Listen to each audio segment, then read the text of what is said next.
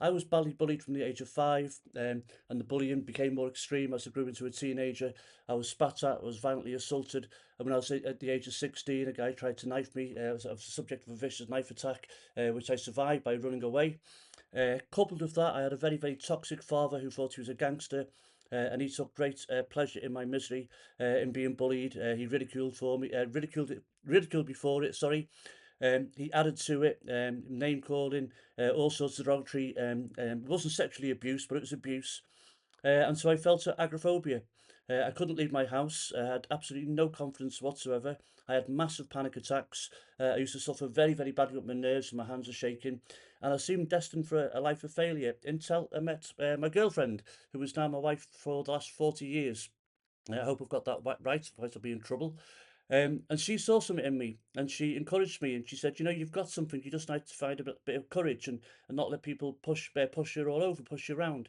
And so I took up martial arts and I initially took it up just to find some courage and maybe get a few belts and what have you and find my way in life. It turned out I was all right at it. I excelled at it. This is a bit where I become a bit uncomfortable because I sound a bit like a braggart, but I became one of the leading the UK's leading top instructors. I became an 8th dan black belt, own my own studio, fighting full contact all around the country, teaching all around the world. And not only that, when I was younger, the only thing in school I was good at was writing. And I got accepted into a place on a college course for creative writing, but my dad wouldn't have it. And he said, no, he said, people like you, thick as pig shit. He said, you don't write, excuse my language. He said, you don't write. He said, you get into the factory and you work. And I was summoned to his factory where I spent many, many years in misery. So when I got my first black belt, a guy called Jeff Thompson, a BAFTA winner, who I believe has done a TED Talk, he heard of my story and he encouraged me to write. He said, write a short article. I hadn't written for years, and so I thought I'll give it a go. And I scribbled something down. And the next day he phoned me and he said, Simon, he said, you're not only a fighter, you're a writer. He said, and this is a 6-page article, and it got published in a magazine. So then he phoned me up and it got published and he'd read it, the whole article. He said, you have a book inside you. You have to write a book. So I went on to write a book called From Bully to Black Belt, which is obviously my true story. And that went on to win awards. It sold throughout the world.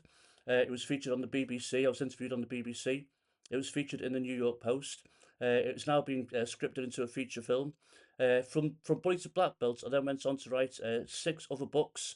And so I think I did all right for myself. And so I want to tell people that no matter what your background, no matter what your childhood, no matter what adversity you've had, no matter what you've had to overcome, you can overcome it and you can be successful. And like I say, I don't want that to become across as big-headed, but I have to tell, if I'm telling the bad stuff, I have to tell the good stuff as well. I finished my talks usually by talking about a guy who is absolutely global at the moment, and people don't believe me when I say the guy's name.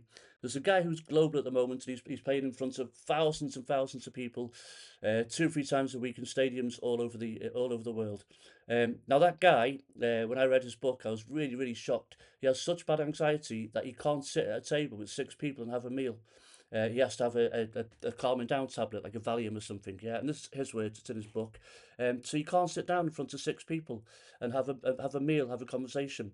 But he can perform in front of 80,000 people, and that man is Bruce Springsteen. So I tell people that listen, if Bruce Springsteen is anxious and he has to have a little bit of help to get him through the day or what have you, and he has to do his deep breathing, he has to do his positive thinking, what have you, and then he can go in front of 80,000 people and produce such beautiful music, then we all can achieve things. So my motto is where there is courage, where there's courage there is hope, and panic and positivity. I hope I haven't rambled too much, and I look forward to hearing from you soon. Thank you very much.